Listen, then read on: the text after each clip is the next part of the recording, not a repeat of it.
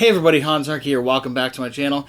Today I have a very special guest with me, a friend that I met at UCLA. We did catering together. Her name is Jessica Cortez.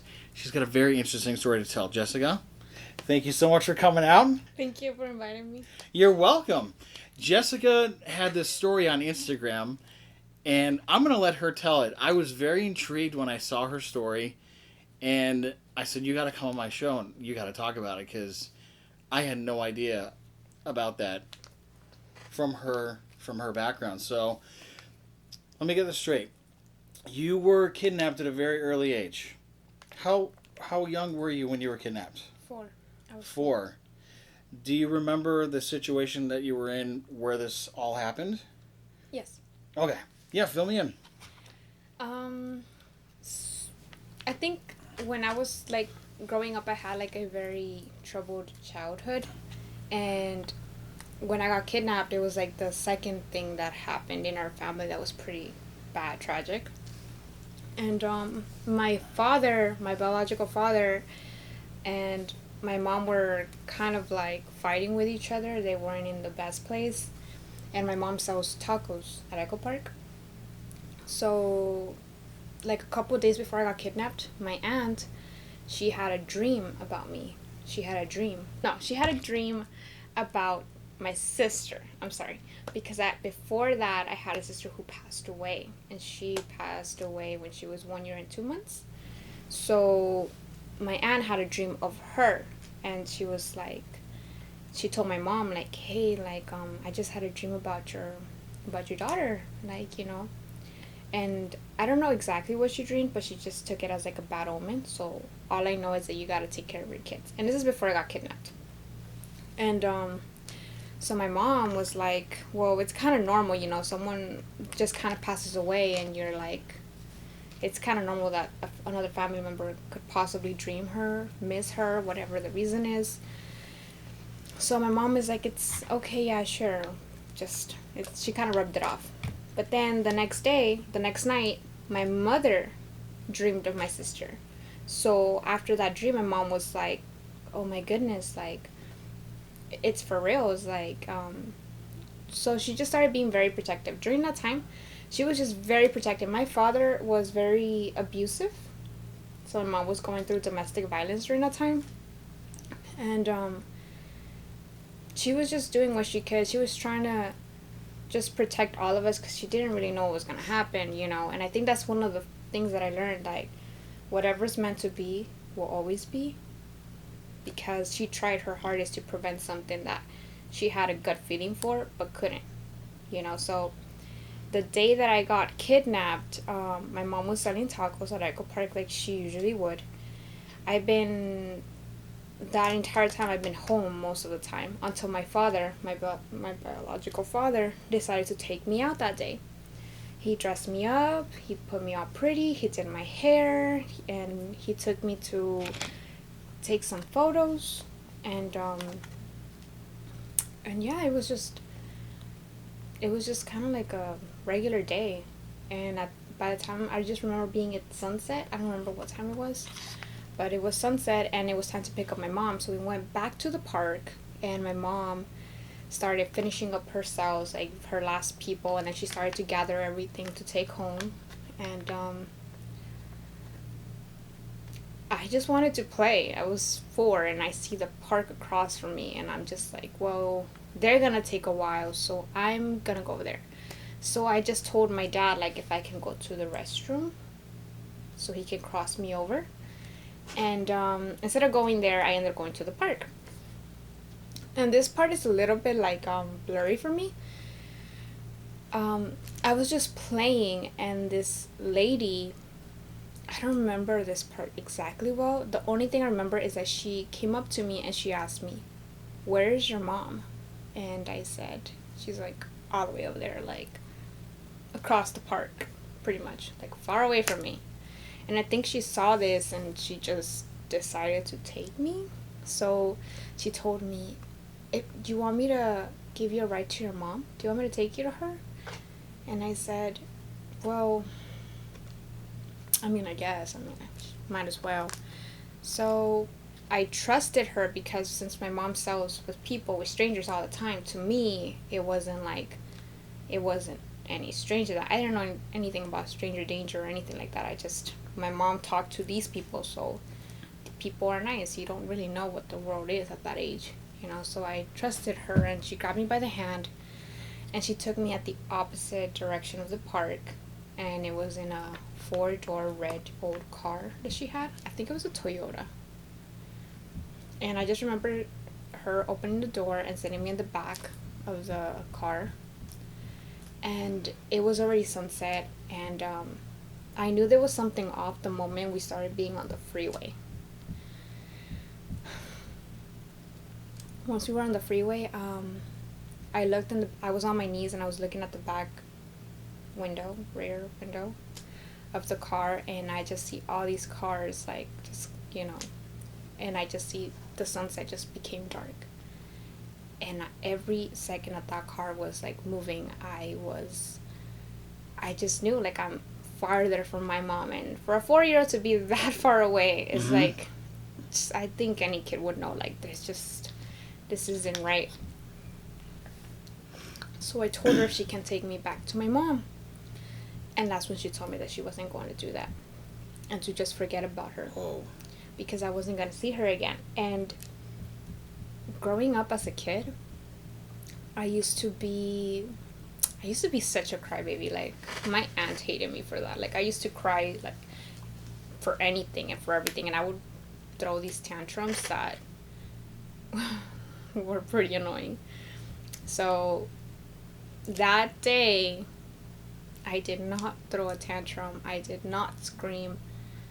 I just kind of sat in the back, and I just let tears roll through my eyes as I was looking in the back of the window, looking at these cars, and not knowing what was going to happen. So I remember her taking me to this, I don't know if it was an apartment or if it was a house, but it was a 1-bedroom place, I remember. And I remember coming in, and I remember seeing the counter, I remember seeing the TV, I know how the kitchen looks like, the checkered floor, and the bedroom was like a mess. And then there was 2 girls in there. One of them was about my age, if not like either a year younger or a year older than me, and then the other one was definitely older, maybe like she was like in her teens. And I knew those girls were her daughters because the next morning the lady told the girl in like a very firm voice, like, clean the table, in the voice that my mother would tell me every time she tries to, like, tell me something. So I thought that must be her daughters, And at the time, I didn't really think, like, why would another mother do this to another mother? I didn't really think about that, but when I think about it now, it just, like, really is, like, what was going through your head. So that first night, I didn't eat anything, and I just saw, like, the phone was there. But I didn't even know, like, how to use it. I didn't even know my mom's phone number or anything, so I was just there. And my first night, the youngest girl, she was just showing me, like, a box of, like, of ponytails or scrunchies, of all these little ones, like, hair accessories that she had. And she was just showing it off to me, and I was just like, oh, they're really nice, they're really pretty, in Spanish. And yeah, like, that's the only thing I remember from that first night. And the next morning, I just remember waking up, and I was hungry. I was hungry, and I didn't feel scared. Like, after that, for some reason, I wasn't scared, because I had these 2 girls there, like, so I guess I didn't feel alone. And then there was 2 little kitties. So that morning, I guess everyone was still asleep because I was the only one roaming around. And I go to the kitchen, and it's, like, very narrow and small and plain and simple. Like, I push the chair over so I can get the cereal that I see. and they were Fruit Loops. So every time I see Fruit Loops, I just kind of remember that. You think of that, yeah. Yeah, that's what I ate. That's what I got. And then I just remember, like, the kitties want milk. So I grabbed a bowl that was there from the counter, and I gave each cat a bowl of milk. I don't know. That's that's just what I did. And then I served myself on the checkered floor. I was just like, serving myself some cereal and some milk, and I ate Fruit Loops. And once the lady woke up, I can tell it's the afternoon because it was getting hot. And sorry. That's all right.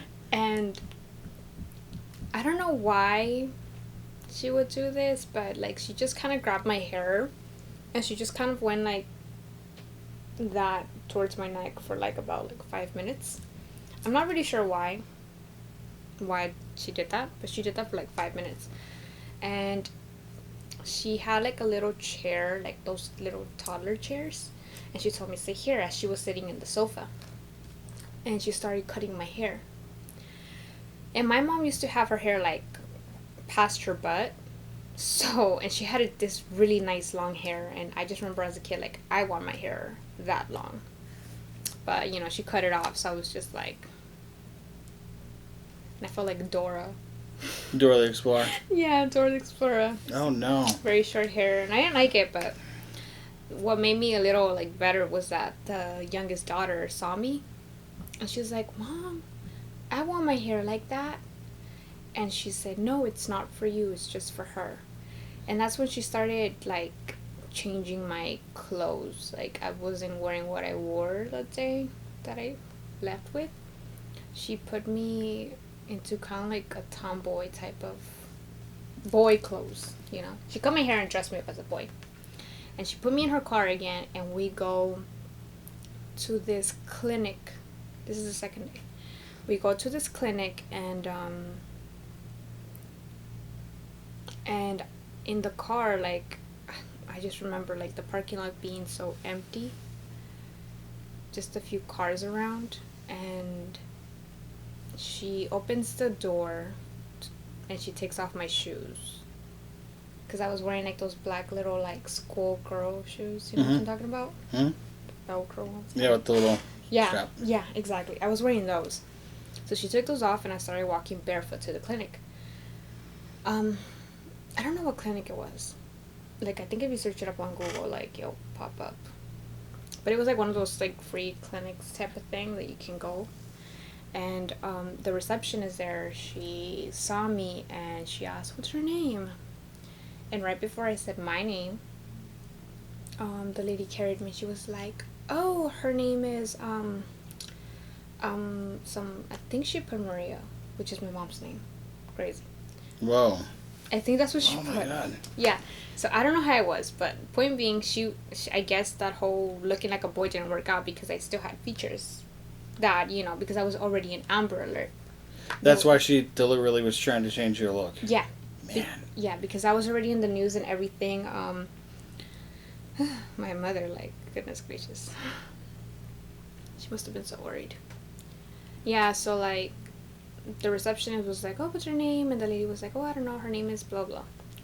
And I guess she was acting weird or was acting suspicious that I went to go get a physical done. And I guess the receptionist lady came back. And she's like, is that your mom? And I said, no. What's your name? And I said, my name is Jessica Cortez. And then I told her, like, yeah, like, that's not my mom. My name is this. She told me I wasn't going to see my mom again. So, you know.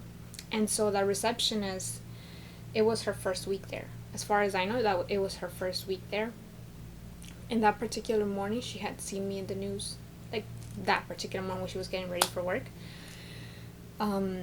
She saw me in Amber Alert. And so when she saw me, she was like, she looks familiar. And so when I finally said my name, she went directly to her manager and was like, hey, this girl claims to be the missing child. So do we call the cops or not? And the manager, whoever was working there at the time, he said, no, don't call the cops. Because we don't really know if this girl really is Jessica Cortez, and we don't want problems with the clinic. Oh my God. So I think this is the part where, like, I really just kind of feel grateful to Denise, because it was, like, out of the kindness of her heart that she called the cops. And she was kind of hesitant, but she's like, you know what, like, that's it, like, I'm gonna call. That was the name of the receptionist, Denise? Mm-hmm. Okay. That was her name, Denise Leon. And she called, and then the cops took a while to come, so she called again, and she was like, hey, are you guys gonna come, or do we let the girl go? I think she called 3 times before they actually came, because God. I don't know what was going on at the time, but she called, and she said, okay, so are you guys gonna come or not? And that's when the police said, no, we're on our way, like, to hold them, like, you know, because she was giving me a physical and distracting the lady or whatever. And that's when the helicopters came, that's when the cops came, that's when, like, the whole thing was crazy. And I just remember an officer just carrying me, and then I told them I was hungry. And The Fruit Loops didn't do it for you. yeah, it just didn't do it. So, That's all you had, though? She didn't offer you any lunch or dinner at all? No. Did she feed her kids? I don't remember that. Oh, man. But I didn't have anything to eat. I don't know about the kids. Maybe the older one may have given the younger one something, if it was kind of with this kind of weird type of family, because there's clearly something wrong with the mother. Oh, yeah. So I don't really expect her to really be that type of mother to give the kids food.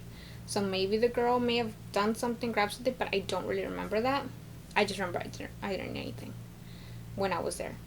And so yeah, like, the cops came and everything, and that's when I got my very first Happy Meal. I think it was like a Batman toy.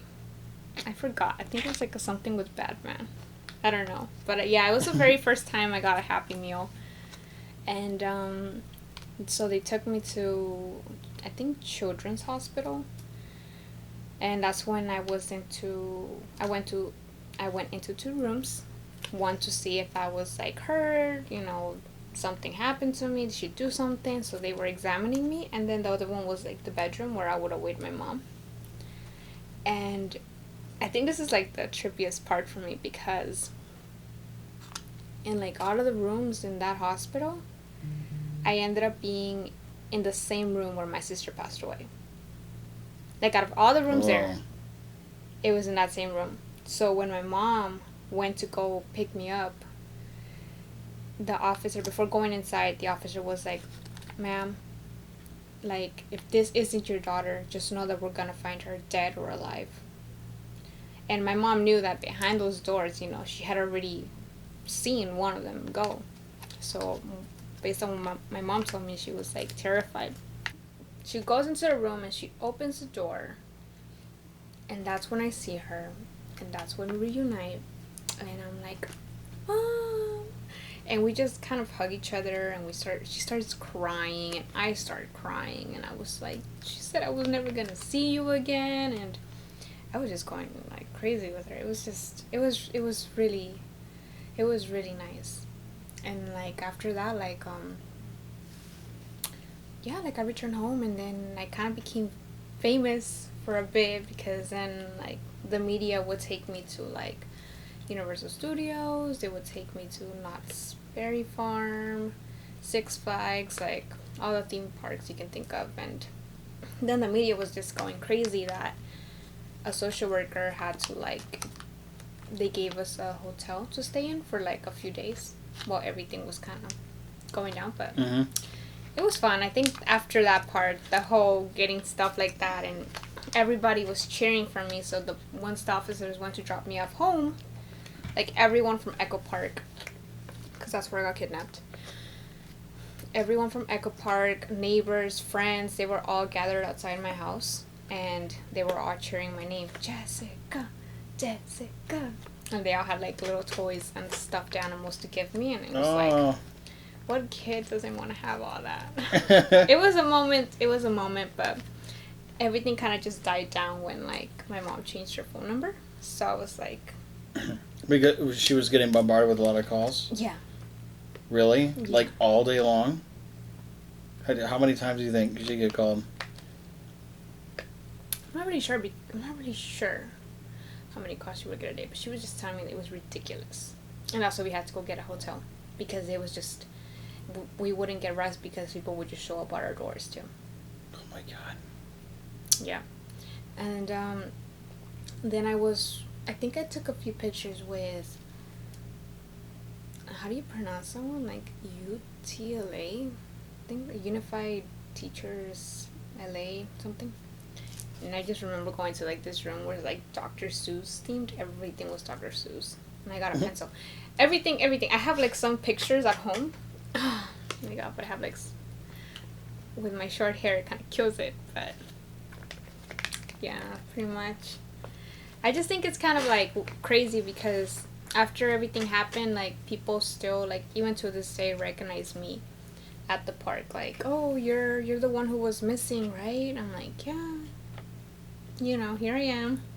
When you say park, which one are you referring to? Echo Park. Oh, really? Mm-hmm. So you still living around that area? No, my mom still sells. To this day, my mom still sells. So yeah, because isn't that where the swan boats are, too? Yeah, exactly.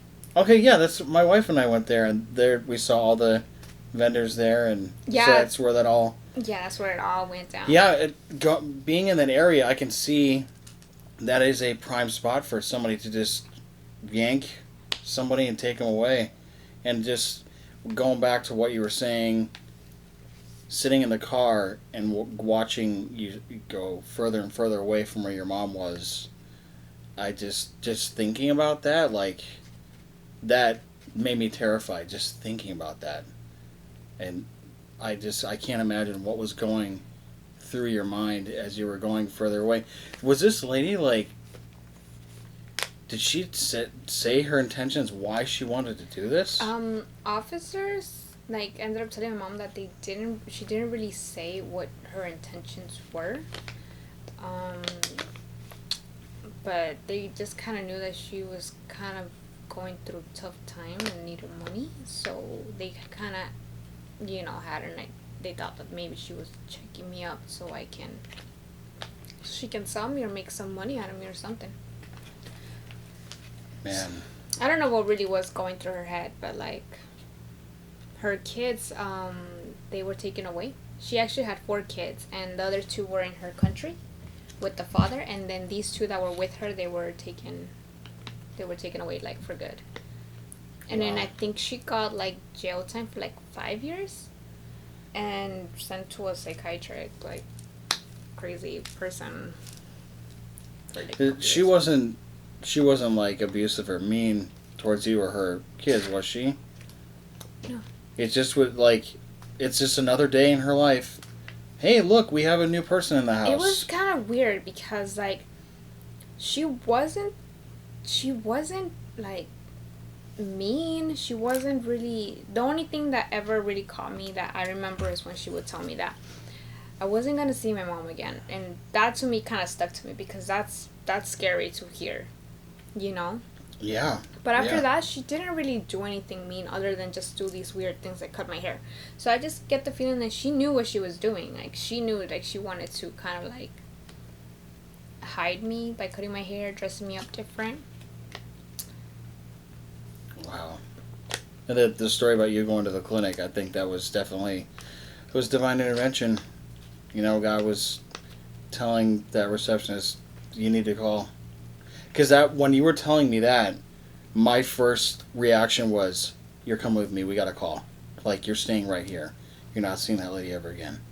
That's what I would have done. If I was a receptionist, I'd say, you're staying right, come over here. We're calling the cops. You're safe now. Don't worry about it. That was my reaction, and that's what she did.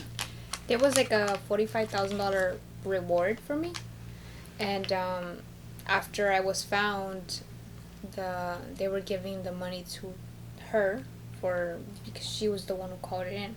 But then the clinic was kind of fighting it, like, well, the girl was found in the clinic, so we should get the money. And at the end of the day, it was like, it's the caller. She's the one who called, and she's who's gonna get the money. I don't know where she's now. Like, I sometimes wonder, like, I wouldn't mind, like, seeing her and, like, hi. I don't even know. Thank you for doing that. Yeah. But so the money thing wasn't settled, or did it get settled? Yeah, with her. Oh, okay, she got it. She got the $45,000. Oh, man. And then she got fired, actually, from the clinic. For doing that?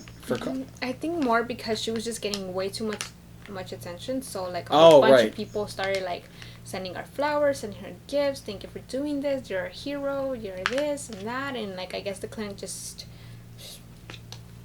you know, she's like, you gotta go. Well, I hope she got another job somewhere else. I'm pretty sure after what she did, I mean, like, you know, she did something good, and I'm sure she'll get something good in return for that, because that was huge. Yeah. Wow. That's a very powerful story. I never knew that about you, and it was very intriguing to hear all the details, what you remembered. And is there anything that you, like, walk away from, something that you learned, or did you feel God with you the whole time while this was going on? After, like, I got kidnapped,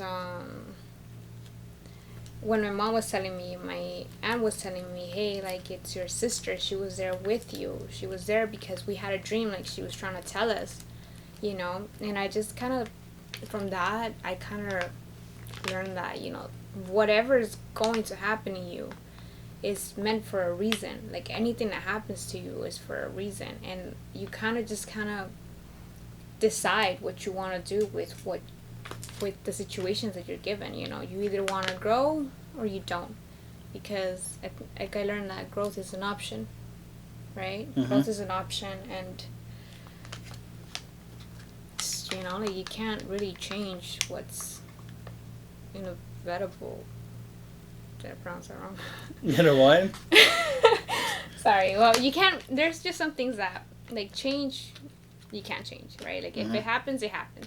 But growth, you can, because that's an option. And from that, like, everything that happened to me after, it really made me stronger. It gave me a thicker skin, because it's like there has to be a reason for this. There has to be a purpose. And even when things were just going really down for me, and I think we all kind of go through that phase where it's like, why me? Or why that? Why? Because you just don't understand. Mm-hmm. You know, but that experience to me just really, it was just really something. I do feel like my sister was with me. I really think she was there guiding me, protecting me, because despite my aunt and my mom having these dreams, they couldn't stop it from happening. It just felt like it had to happen. And I thank God that I was given a second chance to come back and actually have a normal life. Yeah, absolutely. Yeah. And how many days was that? Was that 3? It was 2. 2? I'm sure they felt like very, very long days. Wow. It's a very powerful testimony, Jessica. Really appreciate you coming on and sharing it with me today. And with all my viewers, too. Thank you. This is Jessica Cortez, my very special guest. Thank you guys for coming out and listening to her story today. If you're new to the channel, please subscribe. Hit the notification button below for more videos coming up. Stay safe, stay healthy, and we'll see you on the next one. This is Hans, signing out.